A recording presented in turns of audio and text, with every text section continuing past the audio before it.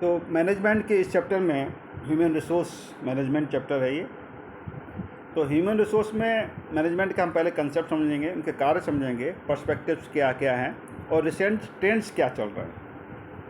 उसके बाद प्लानिंग इसकी, और जिसकी प्लानिंग का क्या इम्पोर्टेंस है, इसमें प्रोसेस क्या है, और डिमांड एंड सप्लाई की कैसे अनुमान हम लगाएंगे, फोरकास्टिंग कैसे करेंगे।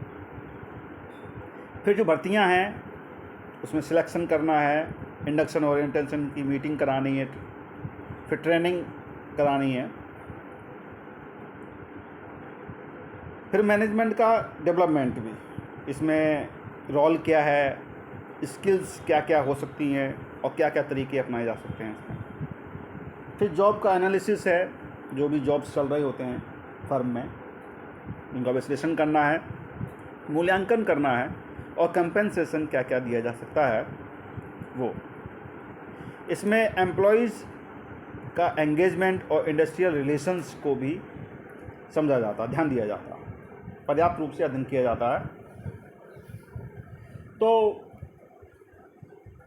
एचआरएम के, ह्यूमन रिसोर्स मैनेजमेंट के कंसेप्ट को समझने के बाद हम इनके ऑब्जेक्टिव्स को समझेंगे, जिसमें ऑर्गेनाइजेशन में जॉब्स का एनालाइज करना और टैलेंटेड मैन पावर ऑर्गेनाइजेशन को देना, ये इनके उद्देश्य होते हैं एचआरएम के।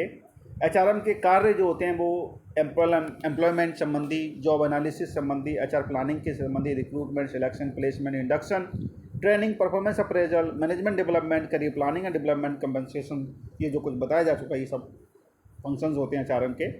और जो पर्सपेक्टिव होते हैं वो नॉर्मेटिव पर्सपेक्टिव होता है, क्रिटिकल पर्सपेक्टिव होते हैं, behavioural perspective, strategic perspective, system perspective इत्यादि होते हैं।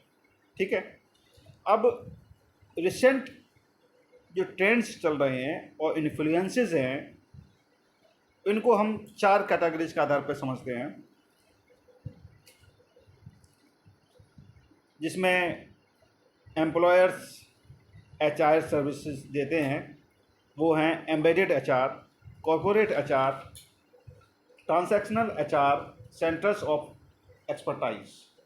एचआरएम में जो ट्रेंड्स हैं वो globalisation, slower economic growth in many countries, technological innovations, increased competition इत्यादि शीर्षकों के अंतर्गत हम इसको समझते हैं। डेमोग्राफिक ट्रेंड्स भी रहता है प्रमुख रूप से, और trends in nature of work भी होता है, जैसे more knowledge of work, high tech work, more services job इत्यादि में। फिर ह्यूमन रिसोर्स प्लानिंग होती है, इसमें हम इसकी इम्पोर्टेंस समझते हैं ह्यूमन रिसोर्स प्लानिंग की, और ह्यूमन रिसोर्स प्लानिंग की प्रोसेस क्या क्या है, इसमें कौन कौन से शीर्षक आते हैं जिसको समझना ज़रूरी है। इसमें यह आता है कि मैन पावर की प्लानिंग करेंगे, इसमें ऑब्जेक्टिव्स को हम पहले डिटरमाइन करते हैं, उसके बाद analysing current man power inventory, फिर डिमांड फोरकास्टिंग, जॉब की रिक्वायरमेंट कैसी रहेगी, एम्प्लॉयमेंट प्लान क्या है, ट्रेनिंग एंड डेवलपमेंट प्रोग्राम के बारे में, और appraisal of man power planning. Demand forecasting के अंतर्गत, ये तो रिसोर्स प्लानिंग हो गई ह्यूमन रिसोर्स की, और डिमांड फोरकास्टिंग के अंतर्गत जो मूल स्टेप्स होंगे, मेथड्स होंगे, वो है managerial judgement, work study techniques. Work study techniques में workforce analysis, workload analysis, job analysis देखेंगे। फिर स्टैटिस्टिकल टेक्निक में रेशो एंड ट्रेंड एनालिसिस देखेंगे, इकोनॉमिक मॉडल समझेंगे, ब्यूरेक्स स्मिथ मॉडल है, बहुत सारे मॉडल्स जितने आप कर सकें, कहीं भी किसी की सीमा नहीं है कुछ भी करने की, बेहतर करने की। सप्लाई फोरकास्टिंग में इंटरनल सोर्सेज, एक्सटर्नल सोर्सेज शीर्षकों के अंतर्गत इसको हम समझेंगे सप्लाई फोरकास्टिंग को। और रिक्रूटमेंट के जो सोर्सेज हैं वो इंटरनल हो सकते हैं, एक्सटर्नल हो सकते हैं, और इंटरनल के अलग से लाभ है और एक्सटर्नल के अलग लाभ है। जो पॉपुलर सोर्स हैं एक्सटर्नल्स के, वो वर्चुअल जॉब फेयर्स हैं, डॉट जॉब्स हैं, एडवर्टाइजमेंट्स, इनके द्वारा भी जॉब निकलते हैं रिक्रूटमेंट के, तो ये एक्सटर्नल सोर्स हैं। Advertisement, casual colours, employment agencies, management consultancies, campus recruitment, referrals भी उपयोग किए जाते हैं। अब लाभ हानि दोनों की हैं, एक्सटर्नल सोर्स की लाभ भी हैं, हानियाँ भी हैं। अगर लाभ वाली बात की जाए तो वो है कि availability of well qualified and trend people. यदि एक्सटर्नल सोर्स का प्रयोग करें तो वेल क्वालिफाइड और ट्रेंड पीपल मिल जाते हैं, और राइट पीपल को सिलेक्ट करने के बहुत अच्छे चांस मिल जाते हैं, वाइडर चॉइसेस मिल जाती हैं। और अगर हानि वाली बात की जाए, डिसएडवांटेजेस की बात की जाए एक्सटर्नल सोर्स की, तो लेंथी एंड कॉस्टली प्रोसेस होता है ये, ठीक है। इस प्रकार से अन्य फैक्टर अन्य हैं डिसएडवांटेजेस। अब सिलेक्शन वाली बात आती है तो सिलेक्शन की पहले इंपॉर्टेंस समझें, फिर फैक्टर्स समझें। तो सिलेक्शन के जो फैक्टर्स हैं वो physiological features, personality, characters, proficiency, competency, temperament, aptitude and attitude, इनको समझने के बाद हम सिलेक्शन को फैक्टर समझ पाते हैं। सिलेक्शन के जो प्रोसेस हैं, preliminary interview, receiving application, application blank, screening interview, employment test, selection interview, medical examination, reference checks, hiring decision इत्यादि स्टेप्स के जरिए ये पूरा प्रोसेस सिलेक्शन का कंप्लीट होता है। इंडक्शन ओरिएंटेशन, इसके हम पर्पज़ समझें पहले, इनका उद्देश्य क्या होता है इंडक्शन का। तो इंडक्शन का जो पर्पज़ होता है ये होता है कि नए एम्प्लॉय को वहाँ का जो काम चल रहा है कि किस प्रकार से काम चल रहा है उसको समझाना का उद्देश्य होता है, और जो भी सर्विसेज फैसिलिटी होती हैं उसको प्रदान करने का उद्देश्य होता है, उसे पता चल जाए, हर चीज़ से वाकिफ़ हो जाए ताकि अच्छे से काम कर सके एम्प्लॉय। तो इंडक्शन का यही पर्पज़ होता। अब इंडक्शन प्रोग्राम के जो स्टेजेस होते हैं उसमें इंट्रोडक्शन, सोशलाइजेशन, फॉलोअप होता।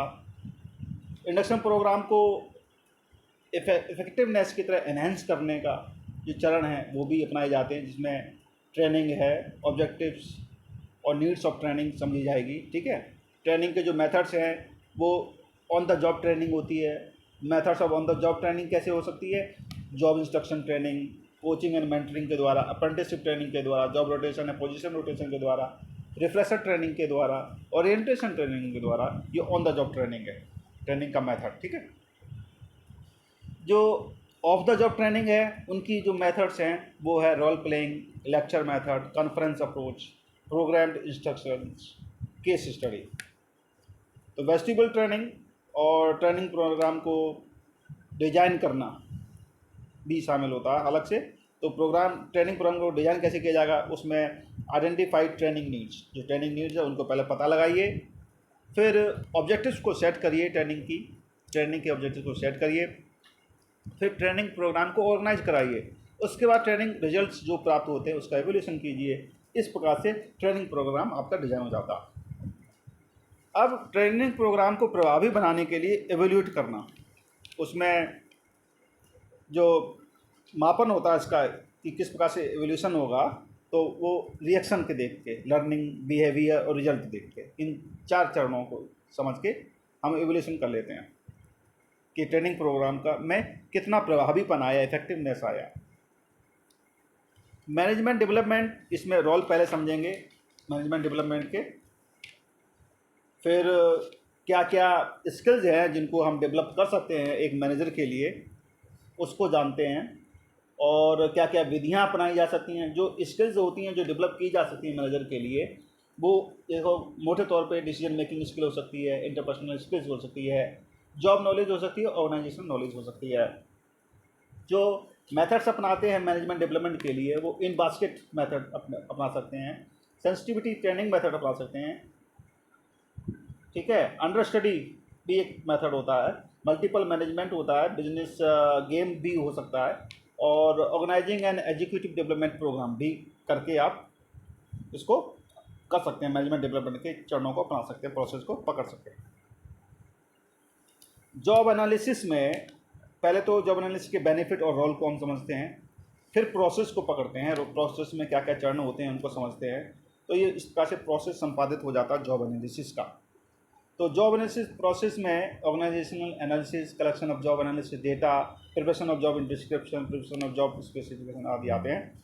जॉब एनालिसिस के जो कंपोनेंट हैं वो job description, content of job description और जॉब स्पेसिफिकेशन। जो कंटेंट ऑफ जॉब डिस्क्रिप्शन होते हैं जैसे job title, job summary, job activities, working conditions इत्यादि होते हैं। तो जॉब एनालिसिस के जो मेथड है वो इंटरव्यू, क्वेश्चनायर्स, ऑब्जर्वेशन, पार्टिसिपेंट लॉग्स या diaries, past experience, position analysis, questionnaire, job evolution. तो उनको भी समझते हैं। फिर प्रोसेस ऑफ जॉब वैल्यूएशन को चार्ट बनाकर कैसे भी समझें, तो उनको जो भी चरण है वो छूट ना जाए, सभी को समझा जाए। जॉब एवोल्यूशन के मेथड्स में नॉन क्वांटिटेटिव मेथड्स हैं। जो नॉन क्वांटिटेटिव मेथड है रैंकिंग मेथड और जॉब ग्रेडिंग और क्लासिफिकेशन मेथड है। और क्वांटिटेटिव मेथड्स में पॉइंट मेथड है, फैक्टर कंपैरिजन मेथड है। फिर मैनेजमेंट कंपेंसेशन, कंपेंसेशन जो मैनेजमेंट होता और उसके मूल कुछ कंपोनेंट्स होते हैं, जैसे गारंटेड पे, वेरिएबल पे, बेनिफिट्स, इक्विटी बेस्ड कंपेंसेशन। लाभ की बात की जाए, कंपेंसेशन के लाभ क्या है? इससे जॉब सेटिस्फैक्शन, मोटिवेशन मिलता है, लो एब्सेंटीज्म, एब्सेंट कम होती है, लोग ज़्यादातर आते हैं, उपस्थितियाँ ज़्यादा दर्ज कराते हैं, और लो टर्नओवर होता है। ठीक है। वेज डिटर्मिनेशन की बात की जाए तो इनके भी वही चरण हैं, और थ्योरीज भी हैं इससे संबंधित। जो वेज डिटर्मिनेशन की थ्योरीज हैं उनमें subsistence theory, wage fund theory, surplus value theory, residual claimant theory, marginal productivity theory, bargaining power theory. Profit sharing में इंसेंटिव्स, टाइप्स ऑफ इंसेंटिव्स। जो इंसेंटिव जो टाइप होते हैं पॉजिटिव और नेगेटिव दोनों होते हैं। पॉजिटिव इंसेंटिव्स में praise and encouragement, confidence and faith, और नेगेटिव इंसेंटिव्स में threat, criticism, rebuke, neglect and डॉक्ट्रिक, पनिशमेंट, फाइन इत्यादि। जो वेरियस इंसेंटिव प्लान्स बनाए जाते हैं वो इस प्रकार से हैं। हैजले प्लान है, रोवन प्लान है, एबर्जन प्लान है, और बीडॉक्स प्लान है, टेलर्स प्लान है। तो Merrick's multiple piece rate plan भी है, और गैंट्स बोनस प्लान है, प्रेलेस्ट मैन प्लान है, स्केलन प्लान है, और रिकर्स प्लान है।